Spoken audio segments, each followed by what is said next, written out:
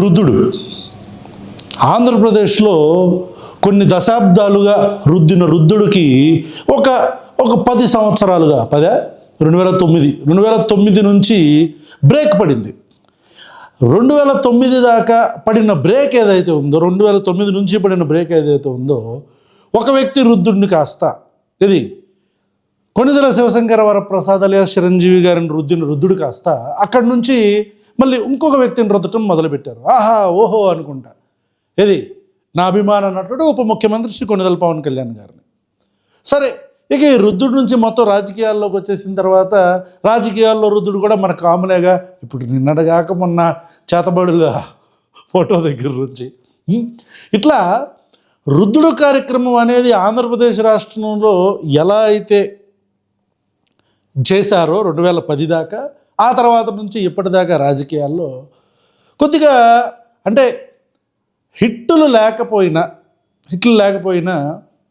అదే మన జూనియర్ ఆర్టిస్టులు వాళ్ళు అన్నయ్య అది ఇది అని చెప్పని మొత్తానికి ఏదో లేపుడు రుద్దుడు ఈ కార్యక్రమంలో మొత్తం ఒక కుటుంబం నుంచి 11-12 మంది క్రికెట్ టీం దింపేసి వాళ్ళందరూ కూడా ప్రతి ఆడియో ఫంక్షన్లలో పేర్లు చెప్పుకోవటాలు, ఈ సెల్ఫ్ డబ్బా సొడబ్బా ఈ డబ్బాలన్నీ కొట్టుకుంటూ రుద్దుడికి ఎప్పుడైతే రాజకీయాలలోకి వచ్చిన తర్వాత మన విచిత్రమైన రంగులు బయటపడిన తర్వాత ప్రజలకి ఓ మాదిరిగా అర్థమైంది. ఇది 2000 సంవత్సరంలో బాలయ్య బాబుని ట్రాల్ చేయించడం దగ్గర నుంచి, తారక్ని బాబాయ్ అబ్బాయి ట్రాల్స్ దగ్గర నుంచి, ఏది ఇప్పుడు సొంత కుటుంబంలో ఉండే అల్లు అర్జున్ను ట్రాల్ చేసేదాకా కూడా జరిగిన రుద్దుడు ప్రోగ్రాంలో, ఆ రుద్దుడు ప్రోగ్రాంలో ఎవరైనా మనకి ఆపోజిట్గా నిలబడుతున్నారంటే, వాళ్ళ సినిమాలు వచ్చినాయి అంటే మాత్రం ఏదో అంటే ఇప్పుడు ఎలా ఉంటుందంటే చెప్తాను, ముందుకెళ్ళి నాకు చెప్తా. ఇప్పుడు చూడండి, మన శంకర వరప్రసాద్ అని ఒక సినిమా వచ్చింది, రైట్? దీన్ని బేస్ చేసుకొని విపరీతమైన రుద్దుడు, మామూలు రుద్దుడు కాదు. ఏంటి ఇది కదా, బాస్ ఈజ్ బ్యాక్. ఎన్నిసార్లు బ్యాక్ అవుతాడు బాసు? ఎన్నిసార్లు బ్యాక్ అవుతాడు బాసు? మాకు అర్థం కావట్లా. 1, 2 సినిమా చూడలా. నేనైతే సినిమా చూడలా.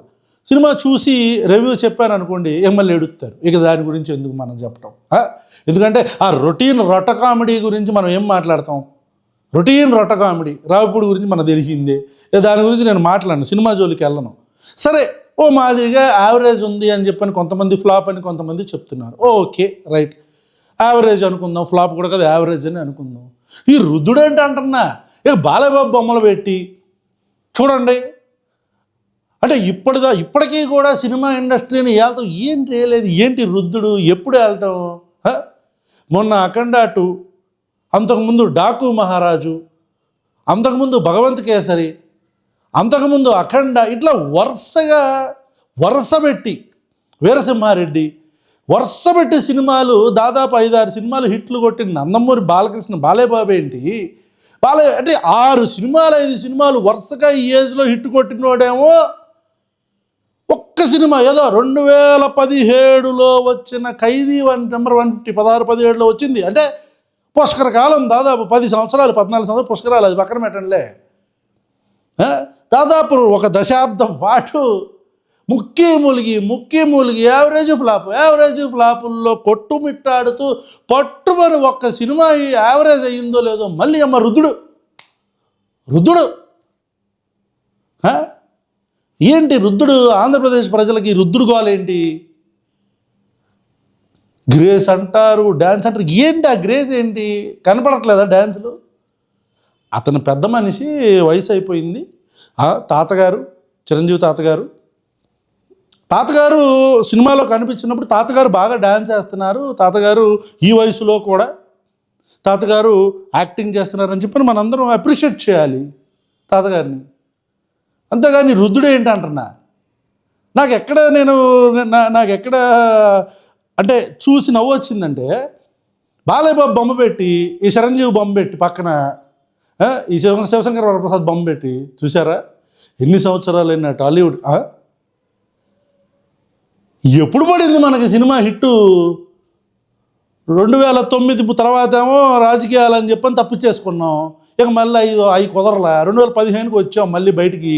వచ్చా ఖైదీ నెంబర్ 150 మూవీతో, అది కూడా డబ్బింగ్ మూవీ. మనకైనా మన తమ్ములం గారికైనా సరే డబ్బింగ్ మూవీలు లేకపోతే ఎక్కడుంది కెరియరు? ఎక్కడుంది బాలయ్య బాబుకి డబ్బింగ్ మూవీ ఏముంది? ఇక మొత్తం లిస్టు తీసుకుంటే అసలు కొన్ని సంవత్సరాల పాటు నెంబర్ వన్ పొజిషన్ ఏడుంది? ఎవరు చెప్తున్నారు? ఈ రుద్దుడేంటి నెంబర్ 1 పొజిషన్ ఏంటి? నెంబర్ 1 పొజిషనా? ఏది బాబు, ఎందుకు నెంబర్ 1 పొజిషను? ఎంత మంచి ఆస్కార్ స్థాయి నటన బాబు, చూపించండి బాబు మాకో సినిమా చూపించండి అయ్యా, మేము చూస్తాం. ఒక ఆస్కార్ స్థాయి నటన, ఒక భైరవ దీపం లాంటి సోషియో ఫ్యాంటసీ చూపించండి అయ్యా. ఓ భైరవ దీపం లాంటి సోషియో ఫ్యాంటసీ, లేకపోతే ఒక ఆదిత్య 369 లాంటి ఫిక్షనల్ మూవీ చూపించండి బాబు. ఎక్స్పెరిమెంట్లు ఎక్కడ చేశారు బాబు, చూపించండి అయ్యా. బాలయ్య లేస్తే డ్యూయల్ క్యారెక్టర్, త్రిపుల్ క్యారెక్టర్లేగా చేసేది, మనం ఒక క్యారెక్టరే మనం చేసేది. ఇక మళ్ళీ ఓకే కాదు అంటే మనందరం కూడా ఒప్పుకోవాల్సింది, is a very good artist. Konidela Siva Sankar Varaprasad alias Chiranjeevi is a very good artist. రుద్దుడు ఏంటంటున్నా? ఎక్కడ ఖైదీ నెంబర్ 150 2017 సినిమా తర్వాత ఏమొచ్చింది మనకి హిట్టు? ఎవడో కామెంట్ పెట్టాడు మొన్న, అలా అనకూడదని కూడా చెప్పా. సరే నరసింహారెడ్డి మూవీ అంటే అందరూ కూడా సోషియో ఫ్యాంటసీ ఏది, చరిత్ర గురించి ఏం సినిమాలు తీసాం మనం అని చెప్పారంటే ఇక కెరియర్ ఎండింగ్ అయిపోయిన తర్వాత, రాజకీయాల్లో వచ్చేసిన తర్వాత ఇక తప్పక ఆ సైరా నరసింహారెడ్డి తీస్తే ఆడెవడో కామెంట్ పెట్టాడు, లేదురా బాబు ఏంటది చిరంజీవి గారు ఏంటి ఆ వెనకమాల సెట్లలో వాటర్ బాటిల్ ఇచ్చారు వాళ్ళలాగా ఉన్నారని చెప్పాను. తప్పది, పెద్ద ఆయన అలా అనకూడదు మనం అని చెప్పినా సరే అంటే అందరికీ సెట్ అవ్వాలి కదా. సోషియో ఫ్యాంటసీ మూవీస్ కానీ, లేకపోతే ఏదైనా ఎక్స్పెరిమెంటల్ మూవీస్ కానీ, ఫ్యాక్షన్ మూవీస్ కానీ అన్నీ మనం కాపీలే కదా. ఇంద్రసేనారెడ్డి ఇంద్ర మూవీ ఎప్పుడొచ్చింది? బాలయ్య బాబు సమరసింహారెడ్డి, నరసింహనాయుడు లాంటి హిట్లు కొట్టేసిన తర్వాత ఇక మనం కూడా దోహాలి, లేకపోతే ఎక్కడున్నారు నెంబర్ 1 పొజిషన్లో ఆయన? ఎందుకు ఈ రుద్దుడు ఎందుకు మనకి? ఈ ఆంధ్రప్రదేశ్కి పట్టిన తెగులో ఒకవైపేమో అన్నయ్య గారు ఈ రుద్దుడైతే, ఈ తమ్ములం గారు రుద్దుడు ఇక మన జపాన్ రుద్దుడు. మూలికా వైద్యానికి సంబంధించిన అతన్ని తీసుకొచ్చి ఇక ఆ రుద్దుడు వేరు. టైగర్ ఆఫ్ మార్షల్ ఆర్ట్స్, అసలు మార్షల్ ఆర్ట్స్లో ఎన్ని శాఖలు ఉన్నాయి? కరాటే, కుంఫు, తైక్వాండో, ఊషు అంటే ఒలింపిక్ స్పోర్ట్స్కి సంబంధించినవి కావచ్చు, ఇటుగా అసలు కిక్ బాక్సింగ్ ఎన్ని ఉన్నాయి. మార్షల్ ఆర్ట్స్ అన్నింటిలో టైగర్. ఇక దాన్ని పక్కన పెడితే ఇక కొంతమంది ఎవరైనా సరే చూసారా, కాపులు ఇవన్నీ మళ్ళీ ఈ కులాన్ని కూడా తీసుకొచ్చి వీళ్ళ యొక్క అంటే ఈ కొంతమంది మొత్తం కాపు కులం మొత్తం అది ఈ కొంతమంది ఒక సడన్ బ్యాచ్ ఉంటారు. వీళ్ళ యొక్క దిగజారుడు ఆలోచన ఎలా ఉందంటే తీసుకొచ్చి మళ్ళీ చూసారా, ఎవడైనా సరే మాకుందే ఉండాల్సింది ఏంది, కింద ఉండేది డైరెక్టర్ ఎవడో, అనిల్ రావుపూడి కులం ఏంటి, ప్రొడ్యూసర్ కులం ఏంటి, అనిల్ రావుపూడి కులం ఏంటి, ప్రొడ్యూసర్ కులం ఏంటి, ఏంటి రుద్దుడు మన వెంకటేష్ బాబు కులం ఏంటి? మనం లేస్తే ఎవరి దగ్గరికి వెళ్ళాలా? మనం నిద్ర లెగిస్తే మనం ఒక కమ్యూనిటీ దగ్గరికి వెళ్ళకపోతే మనకు వ్యాపారమే సాగదే. మనం ఎందుకు ఈ కులాల గురించి మాట్లాడుకోవటం? అసలు ఈ కులాల గురించి, కులాల కంపు గురించి మాట్లాడుకోవటం ఎందుకు? నిజంగా ఆ స్థాయిలో ఉంటే మనం అది మాట్లాడుకోవచ్చు. ఎందుకు మనకి ఇదంతా ఈ కులాల గురించి? ఈ రుద్దుడేంటి? ఇక మొత్తం తీసుకొస్తే ఇండస్ట్రీలో, లేకపోతే మ్యూజిక్ డైరెక్టర్లు, హీరోలు ఇవన్నీ తీస్తే ఏముంటుంది మనకి? నవ్వు వస్తుంది ఎవరన్నా చెప్తే. ఏంటి రుద్దుడు? ఎందుకు ఈ రుద్దుడు ఎందుకు? ఈ మెగా రుద్దుడేంటి?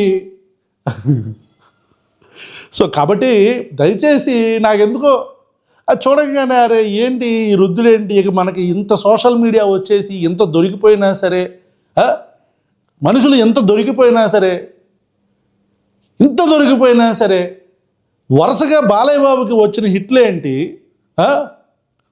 అతనికి యూఎస్లో కావచ్చు, అబ్రాడ్లో కావచ్చు వచ్చిన కలెక్షన్లు ఏంటి, మనదేంటి? వెనక్కి వెళ్ళి చూసుకుందాం కదా, వెనక్కి వెళ్దాం. వాళ్ళు తెరవేరే కలెక్షన్ ఏంటి?